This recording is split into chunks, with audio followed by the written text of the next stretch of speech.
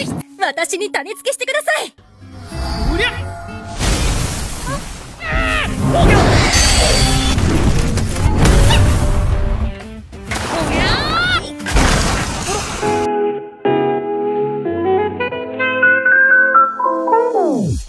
Halo para animers yang taunya cuma rebahan sambil nonton menggunakan wifi tetangga. Gimana kabar kalian? Apakah masih aman wifi tetangganya? Nah, anime lama sudah berakhir. Sekarang saatnya kita membahas anime era terbaru.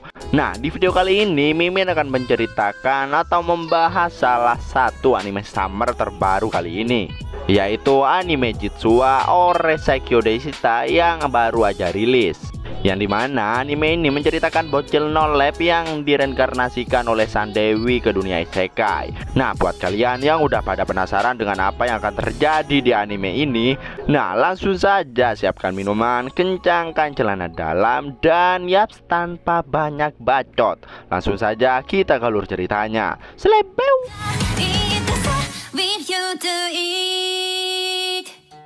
Di awal scene kita ditunjukin kehidupan seorang bocil no lab yang udah 5 tahun gak keluar rumah karena takut dengan kerumunan. Di tengah meratapi nasib buruknya itu, secara nggak diduga terlihatlah cahaya terang yang muncul secara tiba-tiba. Dan entah apa yang terjadi, sosok Dewi Isekai muncul dan memilih si bocil no lab ini untuk direinkarnasikan di isekai. Tentu aja si bocil no lab ini terkejut. Si Dewi pun ngejelasin kalau dirinya akan memberikan kekuatan cheat supaya si no lab ini nggak kesusahan untuk hidup.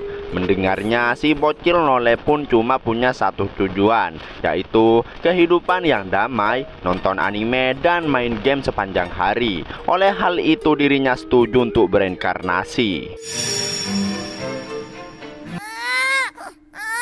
Si bocil no lab pun bereinkarnasi menjadi bayi yang baru lahir. Dan enaknya lagi, dia tuh lahir di keluarga kerajaan. Sang raja dan istrinya pun senang terhadap anaknya itu. Bahkan di bagian dada kiri si no lab ini terdapat lambang kerajaan. Si bocil ini pun merasa nggak percaya karena dirinya yang terlahir di keluarga kerajaan. Lalu sang raja mengundang seorang dukun untuk melakukan ritual pengukuran kapasitas sihir milik anaknya yang baru lahir itu. Dan inilah yang terjadi. Betapa terkejutnya semua orang ketika mengetahui kebenaran yang sebenarnya. Bukannya melebihi level 50, tapi kapasitas sihir si no lab ini malah cuma level 2 aja. Tentu aja sang raja merasa kesal karena anak rongsokan sepertinya malah dilahirkan oleh dirinya. Si mak pun juga merasakan hal buruk jika semua itu tersebar. Oleh hal itu keduanya pun memutuskan untuk menyebarkan berita kalau putranya yang terlahir udah meninggal. Waduh, kasihan amat nih si no lab. Baru aja berinkarnasi malah langsung mau dibuang. Buset dah. Si ayah pun langsung menyuruh siapapun untuk membuang anaknya itu ke hutan yang jauh. Terus nampak si Dewi Isekai yang panik karena rupanya meski dia udah memberinya kekuatan cheat pada si no lab, tapi tidak ada yang menyadarinya. Itu karena alat pengukur sihir di dunia itu cuma menampilkan 2 digit aja. Bahkan dirinya juga lupa menambahkan atribut-atribut elemen. Sebenarnya dia tuh udah mengatur kekuatan sihir si no lab ini di angka 1002, level yang udah nggak ngotak tuh. Singkat cerita, nampak si bocil no lab yang udah terlantar di tengah hutan. Tentu aja dirinya kesusahan dengan tubuhnya yang masih bayi. Tapi dirinya tidak menyerah begitu aja dan mencoba untuk menggunakan kekuatan sihir pelindungnya. Karena si MC memang dirancang untuk menjadi overpower, tentu aja si bocil ini bisa menggunakan sihirnya dengan sempurna. Bahkan dia udah bisa mengubah ukuran dan bentuknya serta apapun yang ia bayangkan. Padahal masih bayi loh. Oleh hal itu dirinya menggunakan sihir itu pada dirinya sendiri agar bisa terbang. Merasa senang bisa menggunakan sihir dengan cukup mudah dan juga nggak terlalu menguras energi sihir. Baru aja dirinya bersyukur tidak bertemu dengan binatang buas, tiba-tiba aja malah muncul di belakangnya.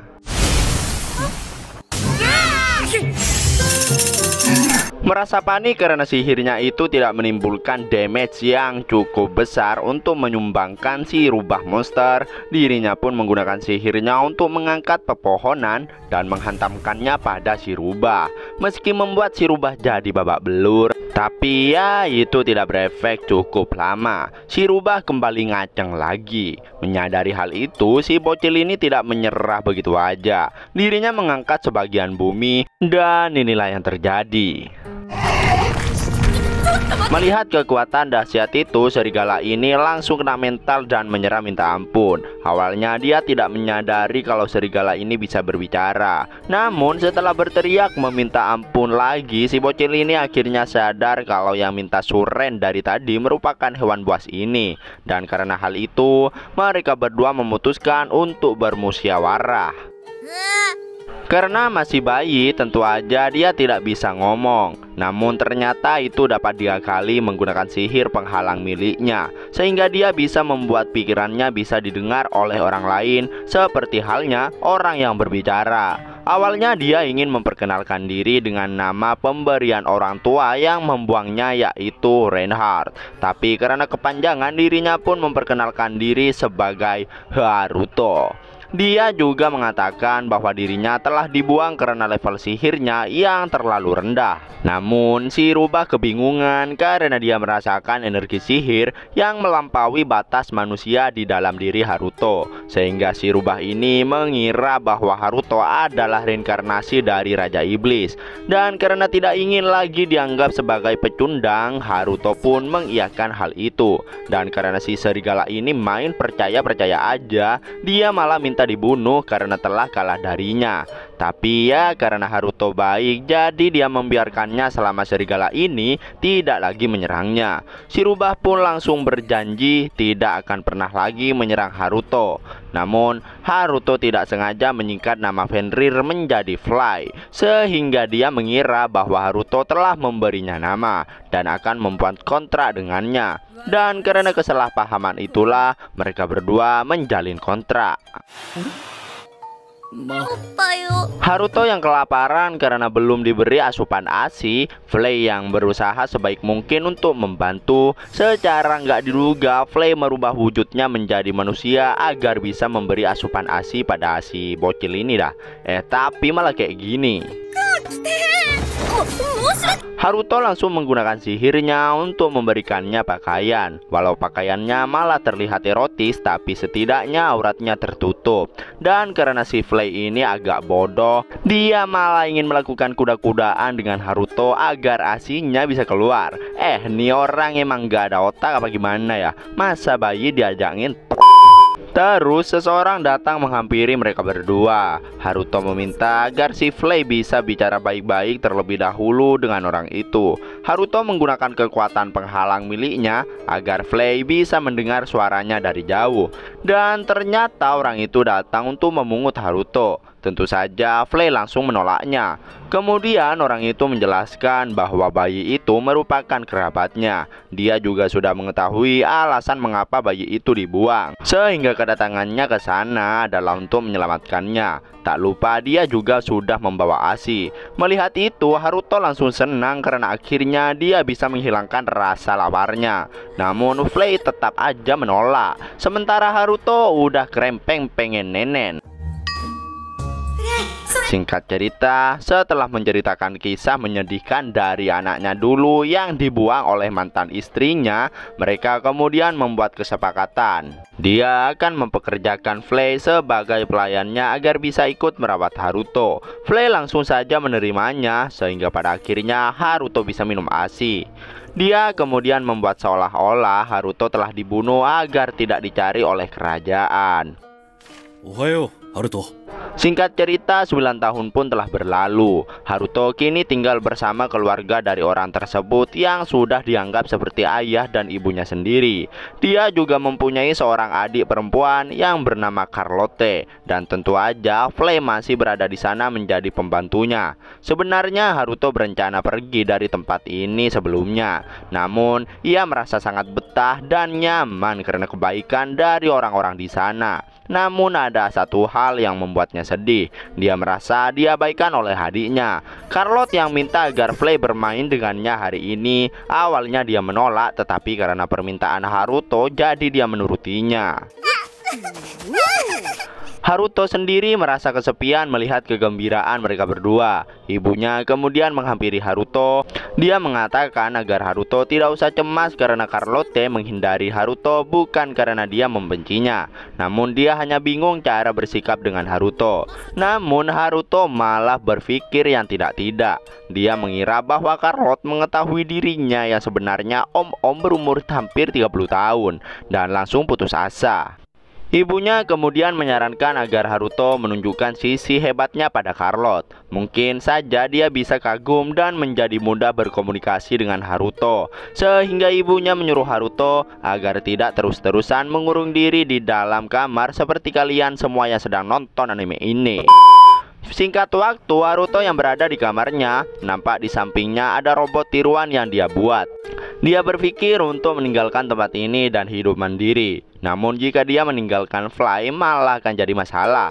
Selama 9 tahun ini dia selalu melakukan penelitian tentang sihir pelindungnya sehingga berhasil menciptakan robot itu. Namun robot itu masih belum bisa bergerak. Kemudian dia juga sadar bahwa jika ingin pergi tanpa ketahuan, dia juga harus membuat boneka tiruan dari Flay. Terus ayahnya kemudian memanggil Haruto. Dia berencana mengajari Haruto ilmu berpedang. Karena seperti yang diketahui, kekuatan sihir milik Haruto tidak bisa diukur dengan alat pengukur di dunia ini, sehingga dia terlihat sangat lemah di mata orang biasa. Dan untuk menghindari latihan yang merepotkan ini, Haruto beralasan bahwa dia ingin meneliti sihir kuno di kamarnya. Namun tentu aja itu tidak membuat Haruto bisa terbebas dari latihannya. Ayahnya meminta Haruto untuk menyerang terlebih dahulu. Diketahui sang ayah dijuluki palu penghancur bumi karena kekuatannya yang overpower. Dan karena tidak ingin merasakan sakit, Haruto membuat perisai pelindung di tubuhnya. Dan inilah yang terjadi.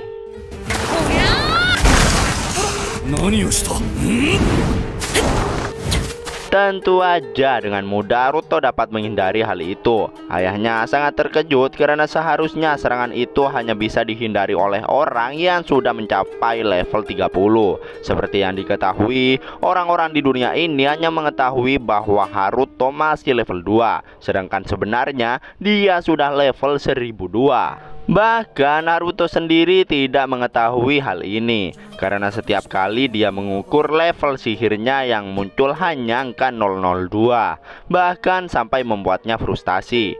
Dan karena itulah yang dia lakukan setiap harinya hanya bereksperimen dengan sihir penghalang miliknya, yang dia kira hanya itulah skill cheat yang dia terima dari Dewi. Ayahnya kemudian menyudahi latihan hari ini. Ternyata Carlot juga menyaksikan semuanya. Di malam hari saat sedang mengobrol dengan istrinya, sang ayah merasa bahwa Haruto mungkin adalah ras iblis yang telah berinkarnasi. Namun kemungkinan itu bisa dibantah karena Haruto tidak memiliki tanduk maupun ekor. Satu hal yang masih menjadi misteri bagi ayahnya adalah lambang raja di dada kiri Haruto. Dan bahkan faktanya Flay yang dari ras iblis pun bisa sangat setia pada Haruto, sehingga ayahnya yakin bahwa pasti ada rahasia di balik itu semua. Tetapi mengesampingkan hal itu, mereka berdua akan tetap menyayangi anak-anak mereka apapun yang terjadi. Bahkan Carlotte juga merasa tidak mungkin jika kakaknya merupakan ras iblis. 魔族帰りかもしれない。秘密情報によれば、過去に魔族と交わったもの。 Dan ya, itulah akhir dari anime Jitsu wa Ore Saikyo Deshita episode 1. Wedeh, kayaknya nih anime juga keren juga nih. Mulai dari sang MC yang overpower sejak dini, bahkan menaklukkan iblis Fenrir di usia dini, emang gak ngotak dah. Nah, buat kalian yang penasaran dengan apa yang akan terjadi di episode berikutnya, makanya pantengin terus channel Movie Senpai. Jangan lupa like dan subscribe-nya. Terima kasih buat yang udah nonton sampai akhir. Sampai jumpa di video berikutnya. Sleep.